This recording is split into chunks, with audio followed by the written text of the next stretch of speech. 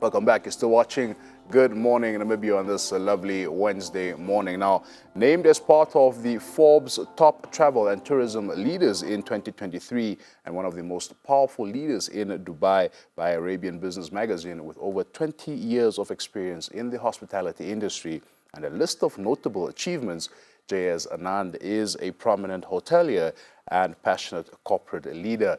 Now, Anand and his Dubai-based Leva Hotel Group is in Namibia attending the African Hospitality Investment Forum. And he is joined this morning in studio alongside Mr. Michael Koos, who is the MD of AD Studio, and he was an architect by profession. Very good morning, gentlemen, and welcome firstly to Namibia, and secondly, welcome to Good Morning Namibia. Yeah. Thank you for having us. It's a pleasure having you. What do you make of our country so far, Michael? Well, it's not my first time in Namibia, Okay, but it's been a long interval since I've been here. I left 25 years ago, and I absolutely loved Namibia then. I love Namibia even more now. Was that not first time? First time, yeah. I mean, I've been to most of East and West Africa, and the landscape, when you get off the airport and you're coming to, downtown, it's just phenomenal. It's a lovely country. What I'm hearing is that you might set up a hotel here in Namibia, judging by what you just said. Huh, Michael, is that a possibility? Right now your tourism contribution is about 7% on GDP, and with the opportunities that lie in the market, you're talking about 300 days of sunshine, landscaping, where I haven't heard this before, but it's the desert meets the ocean. So meets the sea, yes. I think you have a lot of opportunity, and for us, we explore new markets, and it's interesting to see that AHIF, as an African Hotel Investment Conference forum, came to this region. So yes, I mean, we're looking for opportunities. We're looking for, because you have a lot of opportunities across the 14 regions. Yes. The contribution being right now is about, I think your contribution in terms of revenue is about 14.3 billion in terms of Namibian dollars. Yes. And there's a tremendous opportunity to take that, double that amount in about 5 years. You have the resources, you have the tourism, but there are areas that need to be developed. And of course, we'll get into those in a bit. Michael, just your assessment as well. I'd like to get your take on the possibility of, working, operating, setting up hotels here in Namibia. I think the possibilities are phenomenal. I think in terms of obviously the natural environment, the beauty of Namibia is unquestionable. I think in terms of the human capital, in terms of the people, it's from my travels around the world and around Africa, Namibia definitely features right at the top there. I think the hospitality of Namibians is phenomenal. So I think you've got everything set to make to grow hospitality even more. Very much. And obviously for that one needs a good infrastructure. And there are a lot of very nice, fantastic properties, but I think there's still a need for greater variety. There is probably, in terms of facilities, more variety in terms of the leisure offer, and I think that is something that both of us are here to try and explore and see how we can help Namibia hospitality grow. Wonderful stuff, and it's good to have you guys here, and of course also forming part of the African Hospitality Investment Forum. But Mr. Anand, I'd like to shift the focus a bit to you.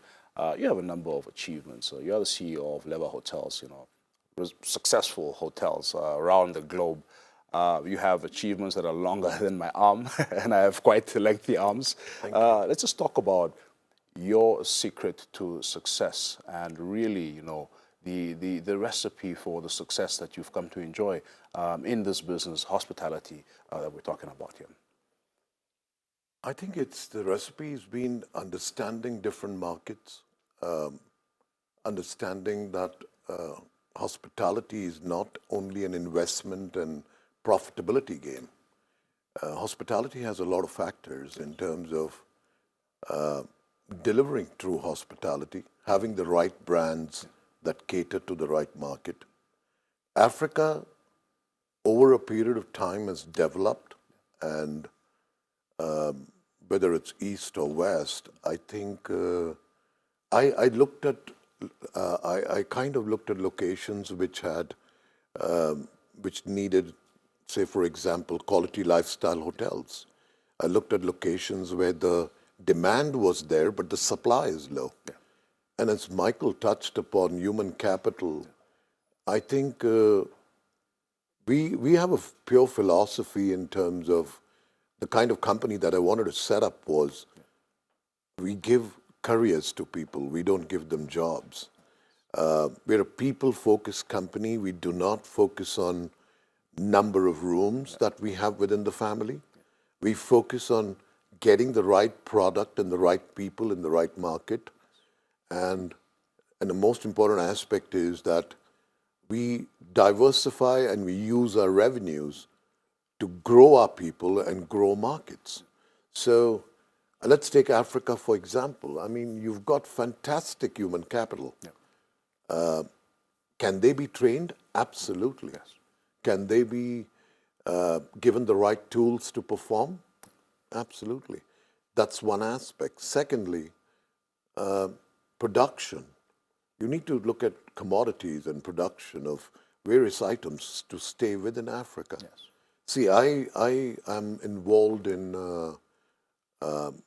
growth within, say, Cote d'Ivoire, Zimbabwe, Nigeria, Rwanda. And for us, it's not about the number of keys.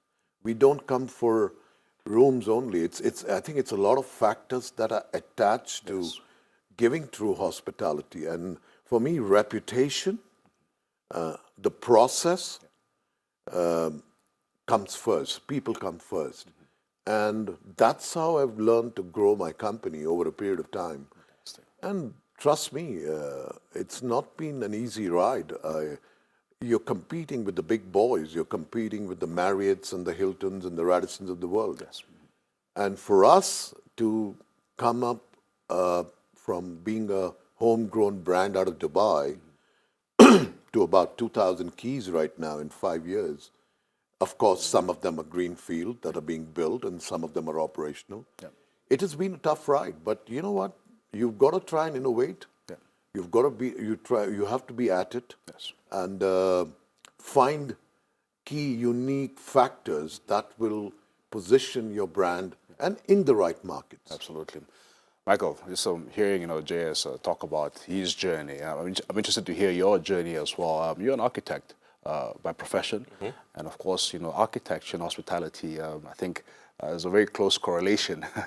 Maybe you can just talk to us about the evolution of architecture as a profession, but also how it speaks to hospitality. Obviously, there are different styles, different preferences. I'm sure not all hotels are the same. Even the Leva hotels can vary. I'm sure. Yeah.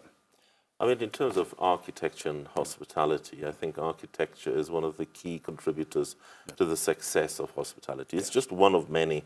Obviously, the service offering, the people, the environment around it, the context. That is absolutely critical to the success of hospitality. But us as architects, we create the spaces, we create aesthetics. we create the aesthetics, we create the ambience, the space. We are the theatre, we are the backdrop to to the whole experience. The performance. And, we create those destinations that become memorable. Our task in terms of architects in hotels is to add to the destination. It's not to impose something on it. It's actually draw from the context, draw from the culture, draw from the people, and to assemble it in a way that makes it, with a guest coming in for a very short time, to try and experience that bit of that particular place, that particular location, over the short span of time. Yeah. I think as architects, it's an amazing profession. I've loved it. That's why I chose to study it, to practice it, and I think hospitality architecture is very, very unique because it allows us to create the experiences. Yes. It is very, very unique amongst the different specialities because it is about making people comfortable. It is about making them remember a place, and it's about essentially, it is about providing people with jobs, but also, at the end of the day, investors with a good income on the return on the investment. Absolutely. And that is obviously critical also for the success of a country in the long term. Very much indeed. We are, of course, here in the country to attend. That is the Africa Hospitality Investment Forum. What do you hope to gain from this forum, Mr. Anand? See, I think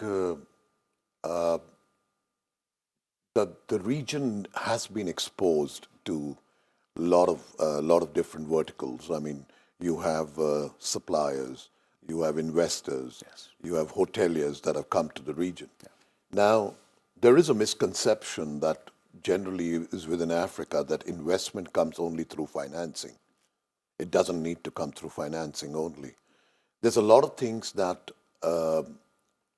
the experts internationally bring to the table. Yeah.